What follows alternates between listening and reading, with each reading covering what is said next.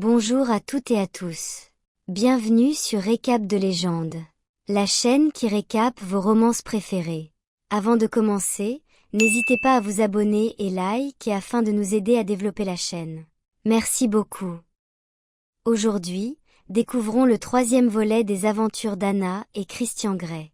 Dans l'épisode précédent, nous avons vu que tout s'était enfin arrangé entre deux. Ils étaient prêts à se marier et, au début de cette histoire, leur mariage a lieu. Tous deux sont extrêmement heureux et partent pour leur lune de miel. Pendant leur voyage, Christian reçoit un appel vidéo de son assistante. Elle l'informe que quelqu'un a placé des explosifs dans la salle des serveurs et a tenté de la faire sauter. Christian demande si quelque chose a été volé. Son assistante répond que l'intrus a réussi à dérober certains de ses fichiers personnels. Lorsque Christian et Anna visionnent les images vidéo de l'homme, ils reconnaissent alors Jacques. Jacques est l'homme qui était le patron d'Anna dans son entreprise. Celui qui avait tenté de l'agresser sexuellement, ce qui avait entraîné son licenciement. Il veut désormais se venger d'Anna et de Christian. Par conséquent, Christian et Anna sont contraints de rentrer de leur lune de miel. À leur retour, Christian présente à Anna sa nouvelle équipe de sécurité. Quand Anna entre dans son bureau, elle voit qu'il a été complètement transformé. Elle a en réalité reçu une promotion. Bien qu'elle en soit heureuse, un doute subsiste dans son cœur. Elle craint que cela ne soit arrivé grâce à l'influence de Christian. Lorsque ce dernier vient à son bureau, elle l'interroge à ce sujet. Christian lui répond « Non, la promotion ou le succès que tu as obtenu sont dus à ton propre travail acharné. » En réalité, Christian ne veut pas qu'Anna travaille. Il veut qu'elle travaille avec lui si elle doit absolument travailler. Cependant, Christian est techniquement le « patron de l'entreprise d'Anna. Anna dit à Christian « Je veux faire quelque chose par moi-même et me créer ma propre identité. » Christian est ravi par son ambition. À la fin de la journée de travail, Christian vient la chercher. Il emmène Anna dans un endroit où il a acheté une nouvelle maison pour eux. Elle est très belle, et il engage une architecte nommée Gia pour la rénover encore mieux. Gia est une amie d'Elliot, le frère de Christian. Pendant que Gia est là, elle commence à flirter avec Christian. Anna n'apprécie pas cela et dit à Gia « Je sais que vous êtes une experte dans votre travail, mais si vous voulez ce projet, vous devez garder vos mains pour vous et rester loin de mon mari. » Anna précise qu'elle ne veut pas que Gia garde seulement une distance physique, mais aussi une distance avec son âme. De là, Christian et Anna rentrent chez eux. La sécurité informe Anna qu'elle a une nouvelle voiture, une R8.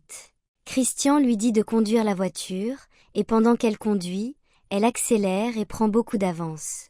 Cependant, elle remarque qu'un SUV bleu la suit. Elle utilise ses talents de conductrice pour le semer. Plus tard, lorsqu'il vérifie la vidéo de cette voiture, il réalise que le conducteur était Jacques. Christian est désormais certain que Jacques veut recueillir des informations sur eux. Christian dit à Anna, « À partir de maintenant, tu resteras à la maison et la sécurité sera avec toi. Je ne veux prendre aucun risque. » Christian doit se rendre à New York pour une réunion, il laisse donc Anna avec l'équipe de sécurité et s'en va. Pendant qu'Anna est à son bureau, elle reçoit un message d'une vieille amie, Kate, qui veut la voir. Anna part la rejoindre, même si elle sait que Christian ne va pas aimer cela car il sait qu'Anna est en danger à cause de Jacques. Malgré cela, Anna va voir son amie. Lorsqu'elle rentre chez elle, Jacques est déjà là. Il tient un couteau sous la gorge d'Anna, avec l'intention de l'enlever. Heureusement, l'équipe de sécurité d'Anna arrive à ce moment-là. Ils sauvent Anna des mains de Jacques et le font arrêter par la police. Lorsque Christian rentre à la maison, il est en colère parce qu'Anna ne l'a pas écouté. Leur relation sexuelle était très saine jusqu'à présent, mais cette fois, lorsqu'ils ont un rapport physique, Christian lui cause beaucoup de douleur. Anna est profondément attristée par cela et dit « Ce n'était pas de l'amour. » Christian explique « Je t'avais dit de rentrer directement du bureau. » Anna répond « Je ne l'ai pas fait, alors tu t'es vengé sur moi ?» Christian dit « J'étais terrifié.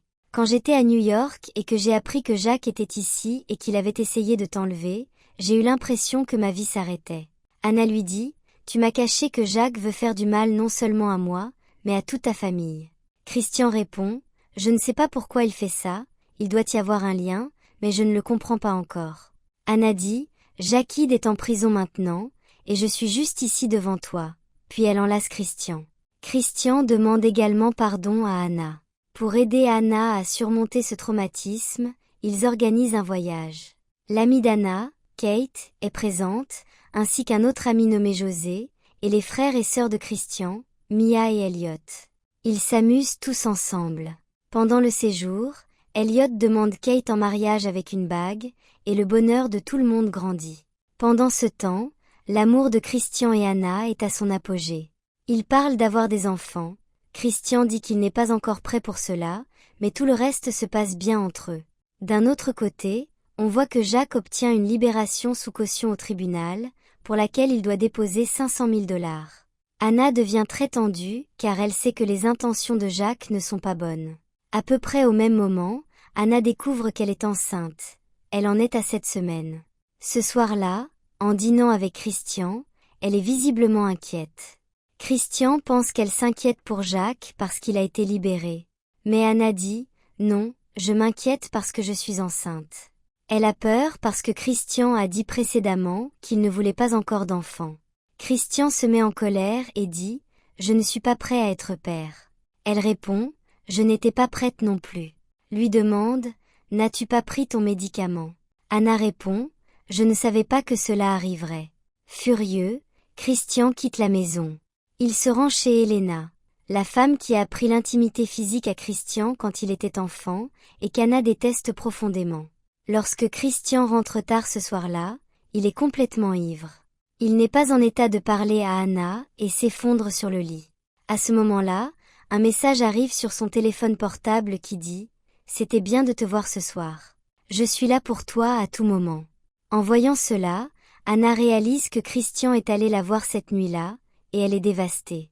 Le lendemain matin, il y a beaucoup de tension entre eux. Anna dit « Que tu restes ou non, j'élèverai cet enfant, même si je dois le faire seul. » Christian enchaîne « J'étais très troublée et en colère, donc je ne comprenais pas quoi faire. » Anna répond « J'étais en colère et troublée moi aussi, mais j'avais besoin de ton soutien. Où étais-tu? » Christian dit « Je sais que j'ai déconné, et c'est pour ça que je suis ici devant toi à te demander pardon. » Anna dit « J'aurais aimé que tu me dises tout, » et elle part au bureau en colère. Au bureau, elle reçoit un appel téléphonique de Jacquide. Il a été libéré de prison et appelle Anna depuis le téléphone de Mia. C'est la sœur de Christian. Quand Anna réalise que Jacques appelle du téléphone de Mia, elle comprend que quelque chose ne va pas. Jacques lui envoie une photo montrant Mia ligotée. Jacques est furieux et dit à Anna « Tout ce que Christian Grey a obtenu, j'aurais pu l'avoir, mais ils l'ont choisi lui. Je suis meilleur que Christian Grey à tout ce point de vue. » Il dit à Anna « Si tu veux sauver ta belle-sœur, apporte 5 millions de $ d'ici 2 heures.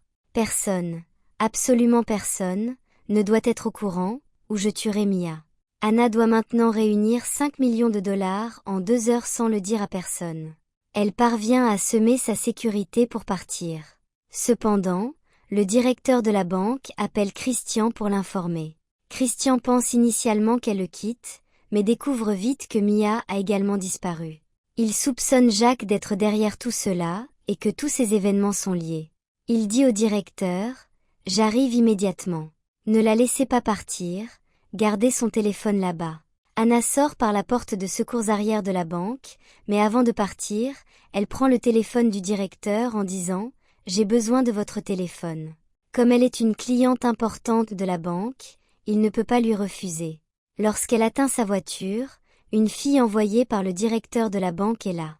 Anna réalise qu'elle est suivie, elle laisse donc son propre téléphone derrière elle et continue en voiture. Christian commence à la localiser via son mobile et se lance à la poursuite de son véhicule. Anna arrive à l'endroit où Jacques retient la sœur de Christian. Anna dit « J'ai apporté tout ton argent, mais laisse-la partir. » Jacques est toujours enragé et donne un coup de pied dans le ventre d'Anna, bien qu'elle soit enceinte. Cependant, Anna a un revolver, elle le sort et tire dans la jambe de Jacques. Juste à ce moment-là, Christian et la police arrivent et appréhendent Jacquide. Anna est transportée d'urgence à l'hôpital. Lorsqu'elle reprend conscience, elle demande « Est-ce que notre bébé va bien ?» Christian lui répond « Le bébé va parfaitement bien. » Il dit « Anna, je te veux, Toi et notre bébé. J'avais tellement peur. Je ne voulais tout simplement pas perdre ton amour au profit d'une troisième personne. Anna répond, tu es ma vie. Je t'aime énormément, et mon amour ne pourra jamais diminuer. Une fois qu'Anna est complètement rétablie, elle rentre à la maison. Tout va bien entre Christian et Anna maintenant, et leur amour a encore grandi. Bien que Jacques soit en prison et que sa libération soit presque impossible, l'équipe de Christian continue de recueillir plus d'informations sur lui. Grâce à ces informations, Christian découvre que lui et Jacquide étaient dans la même famille d'accueil quand ils étaient enfants. Les familles d'accueil sont celles qui accueillent des enfants orphelins pendant une certaine période. Comme Christian et Jacques étaient tous deux orphelins dans la même famille, Jacques estimait que si la famille qui a adopté Christian l'avait adopté lui à la place, c'est lui qui serait Christian Grey aujourd'hui. Christian dit à Anna, « Si ma mère ne m'avait pas adopté, je serais peut-être en prison. Aujourd'hui à la place de Jacques. » Anna répond, « Ce n'est pas vrai. Tu es une bonne personne. Tu traites tout le monde bien. Peu importe où tu aurais été un meilleur être humain. » Cela rend Christian heureux car sa femme le comprend vraiment. Le lendemain, Christian se rend sur la tombe de sa mère biologique. Il y dépose des fleurs. Christian n'était jamais venu ici auparavant, mais maintenant, tout dans sa vie est résolu. Il a pardonné à tout le monde. Christian et Anna ont un fils qu'ils nomment Teddy. Christian est très heureux avec son fils et sa femme. Quelques années plus tard, Anna est à nouveau enceinte. Ils vont avoir un autre enfant. Et c'est ainsi, avec une fin heureuse, que se termine cette histoire. Si vous avez aimé cette histoire, n'hésitez pas à liker, vous abonner, et à laisser votre avis en commentaire. Et pourquoi pas, nous indiquer les résumés de films que vous souhaiteriez voir dans nos prochaines vidéos. Des bisous, à très vite.